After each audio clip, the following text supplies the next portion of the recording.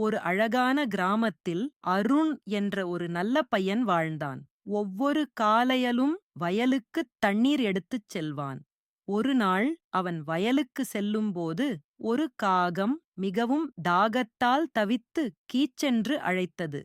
அருண் உடனே தன் குடத்தில் இருந்த தண்ணீரை காகத்துக்குக் கொடுக்க நினைத்தான்.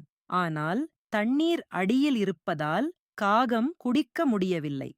அருண் ஒரு புத்திசாலித்தனம் செய்தான். சிறிய கற்களை எடுத்து குடத்துக்குள் போட்டான். தண்ணீர் மேலே உயரத் தொடங்கியது. தண்ணீர் மேலே வந்ததும் காகம் மகிழ்ச்சியாக குடித்தது. திரும்பப் பறக்கும்போது தொண்டுக்குத் தொண்டு மராது என்று காகம் கீச்சென்று கூறியது. மாலை வீட்டிற்குப் போகும்போது ஒரு காட்டுப்பன்றி அருணை நோக்கி வந்தது. அருண் பயந்துவிட்டான். அந்த நேரமே காலை உதவி கேட்ட காகம் மீண்டும் வந்தது. இன்னும் சில பறவைகளுடன் பன்றியை துரத்தி அருணை காப்பாற்றியது. அருண் மகிழ்ச்சியடைந்தான். நல்லது செய்தால் நல்லதே திரும்ப வரும் என்பதை அவனும் காகமும் நன்றாக உணர்ந்தார்கள். நல்லது செய், நன்மை உன்னைத் தேடி வரும்